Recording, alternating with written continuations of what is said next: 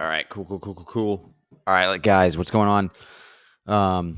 Probably do this once a week. It would be like a recap of all the crypto news. So let's dive right in. So Bitcoin soars to a near 18-month high as ETF speculation mounts. Can we hide this? Oh, yeah, let's hide that. Cool. So I got some notes here. Bitcoin has soared to an 18-month high, inching closer to its peak as ETF speculation fuels the bullish momentum. The ripple effect didn't stop at Bitcoin. Ether climbed to 4.5%, or $1,786, marking its highest since August. So that's pretty dope. That's nice, man. I mean, look, there's a lot of good sentiment going out right now, as far as where we are within the crypto run. For people that aren't really familiar or in the scene, and don't keep up with this day to daily like these crackheads do, like myself, you'll know that what happens is it's ebbs and flows, right? So usually there's a halving event before the halving event, which is going to be next year, probably March or April. I think it's going to be April if I'm not mistaken. But usually what will happen is you'll have the Bitcoin halving, and basically what happens is the amount of Bitcoin that's mined, or the amount of Bitcoin that's rewarded per block that's mined, gets cut in half. So there's a supply and demand effect. There's a shortening of the supply in the market, and that produces higher demand, which makes the price goes up. And that usually happens, every 4 years. But what you usually have is you have a 2-year run up after the halving, and then you'll have a 2-year slope down. So we've been in a bear market, and I've been having, friends, family, and everyone alike, or whoever I talk to about crypto, coming up and going, what's going on in the bear market? Bitcoin's at 15K, yada, yada, when it was this year, which is crazy that it went to 15K. No one thought it would go to 15K. I was actually thinking it was going to go to 10K. But, with FTX collapse and, Celsius and BlockFi and all these other schemes and Ponzi schemes that are trying to get your money, get the people's money and get it out of, the individual's pockets into their pockets so that they can become richer. If those things all happened at the same time, we probably would have seen a 10K Bitcoin, which would have been wild. But the thing is, we're producing higher highs, and higher lows. So basically, you have new all-time highs that we're going to hit, and we're going to have, our baseline, basically where Bitcoin stables out at. That's going to be lower too. You're probably never going to see a Bitcoin lower than. I mean, after this bear market, you probably won't see. After the next cycle, you probably won't see Bitcoin go below 30K. You know what I mean? I'd be surprised if it went down to 20. During the next bear market. But what's nice is we're heading into the bull run. And this is when everyone gets excited. And this is what I'm excited about too. All right, so what do we got here? No, I don't want to support your ads. Please stop. Crypto industry comes to Washington but faces uphill struggle. Got some notes on this one too. The U.S. crypto industry has docked at Washington's shore, striving to smooth out regulatory wrinkles. With nearly $13 million spent on federal lobbying in the first half of 2023, it's poised for another record year, reflecting the industry's relentless pursuit for a conducive regulatory environment.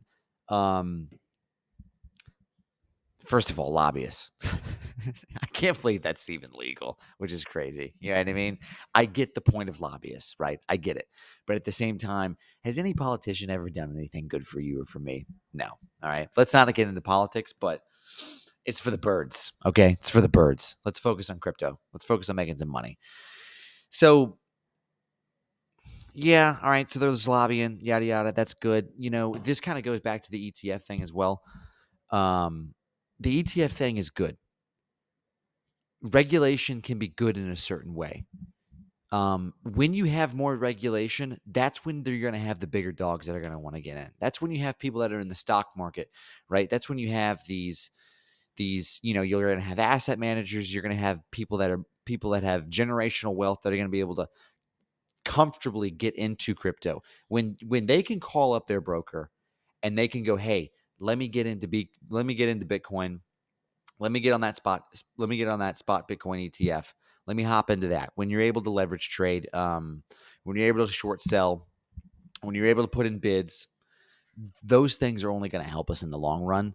But eventually, we're not going to see the gains that we're seeing right now when this eventually happens. When you have the ETF come in, when you have more money funneled in, the market is going to level out. You're going to see less highs, but you're also going to see less lows too.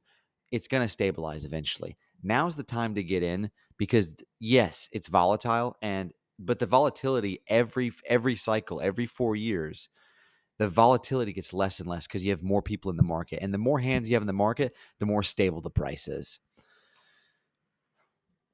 What do we got going on here? Tom Emmer, another politician, even though I wanted to stay out of the political news, these were the kind of top feeds that were going on. So I titled this one Crypto Hill's Crypto Advocate. So Tom Emmer, crypto's dream speaker, the Minnesota Republican, has been Capitol Hill's top cryptocurrency advocate for years. Capitol Hill witnessed the rise of a crypto crusader, Tom Emmer. I hope I'm saying his name right. That'd be bad if I wasn't. The Minnesota Republican has emerged as a fervent crypto advocate, potentially bridging the gap between the digital currency realm and the political arena. This is great. Again, not into politics. I don't think a lot of politicians, are really having an out for you and I. I don't think they're really the ones that they're not really thinking about you and I at the end of the day. I think they're thinking about them staying in the position that they're in. That's just the game, though. That's just the way it is. You just gotta play the game. You can't hate the game. Can't hate the player either. You just gotta do the thing. I don't even know what I'm talking about, but we're gonna keep moving on. But no, it's nice to have someone that's kind of, if we can have someone who's able to articulate crypto in a certain way, because a lot of the people at Capitol Hill, a lot of people in Congress are older people. Nothing wrong with that. Maybe there is, but a lot of the people that are in Congress are not people that are very familiar with technology. So them being able to have someone that can bridge the gap, that can explain it in layman's terms where they can understand, hopefully will help us in the long run. I know there's a lot of people, there's some really good advocates that we have. There's good congressmen, there's good speakers of the house. There's good, there's good House representatives, there's good congressmen um, that are down for crypto, right? And they're so on the Federal Reserve and whatnot, which is a completely different video. But this is nice to see. This is very nice to see. It's nice to see that people are kind of supporting it and being able to kind of get with their comrades and go, hey guys, this is something that we should probably. Oh jeez.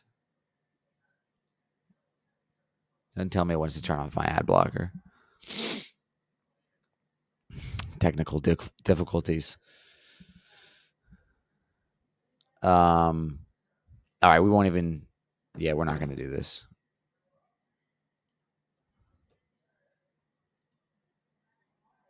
I won't even let you skip it. What a bunch of cowards. All right, so I'm just going to read the headline for you. OneCoin's co-founder downfall. Justice echoes through the crypto canyon as the OneCoin co-founder faces a 20-year sentence for a staggering $4 billion in fraud. This narrative underscores the imperative of vigilance and due diligence in the crypto sphere. So this kind of reminds me of the dot-com bubble. This reminds me of the housing market bubble. Within any new, not necessarily within any new emerging asset, but when there's going to be games that these guys can play, they're going to play them. You know what I mean? If you put most people on the line and ask them, hey, man, we're going to sign these papers over here. You're going to put your print here. You're going to put your print there, and you're just going to look away.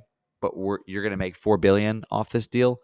A lot of people would do it. A lot of people are just, you give someone enough money, and they're probably going to succumb to their own evil. That's just the way it is. You know what I mean? So Um, it sucks to see because usually the people at the end of the day that are hurt are the ones like are you and me.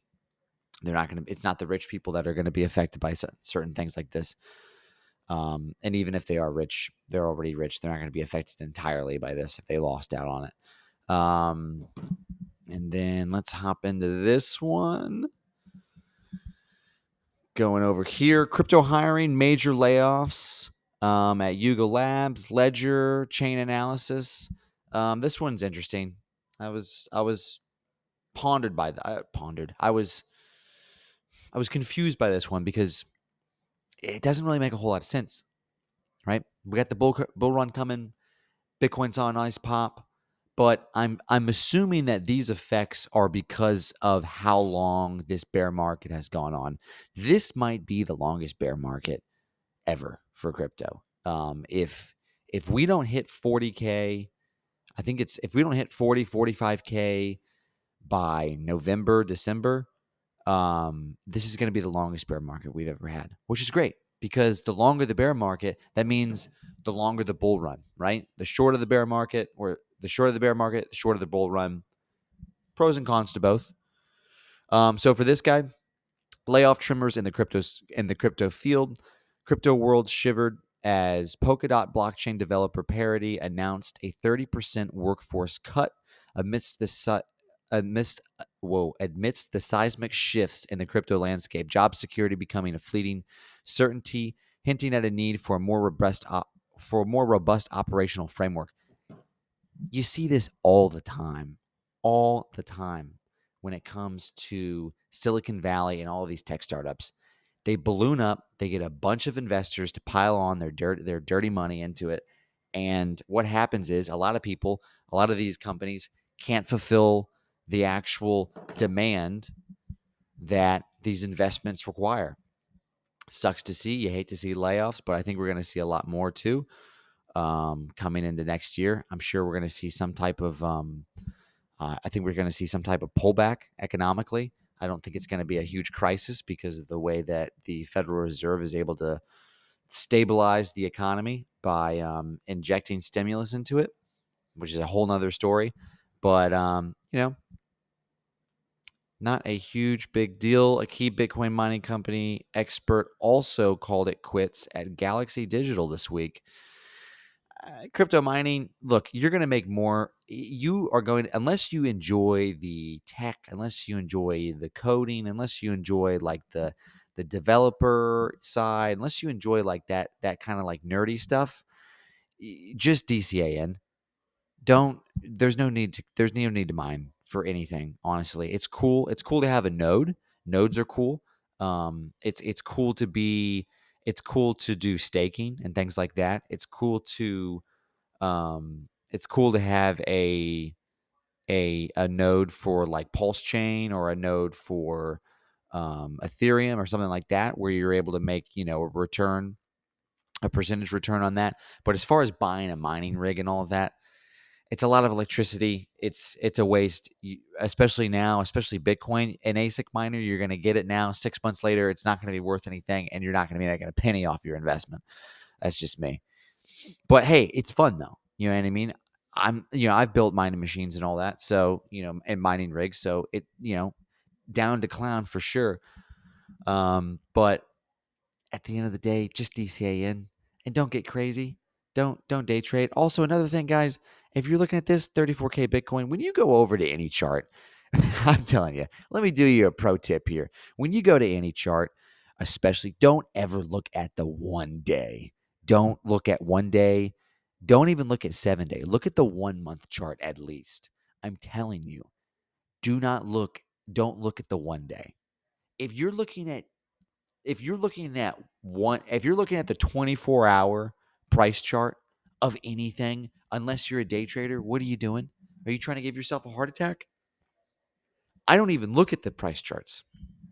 I'll look once a day. It's on my phone. But at the end of the day, I don't care if it goes up and down. It could go up and down 10K. It doesn't matter. What I'm looking at is the monthly. I'm looking at the yearly, right? And what you really need to do which everyone needs to do, because if you're looking at the hourly chart, you're basically a crackhead. You're basically just scrolling on social media, dopamine hit, up or down. Do not, if anything, look at the all-time chart, because the all-time chart is going to show you the ebbs and flows of Bitcoin. And since everything is a trading pair to Bitcoin, and Bitcoin is the highest trading pair to Ether, if Bitcoin goes down, Ethereum's going to go down. If Ethereum goes down, it's a cascading effect. Ethereum goes down, all the altcoins are traded are trading pairs to Ethereum.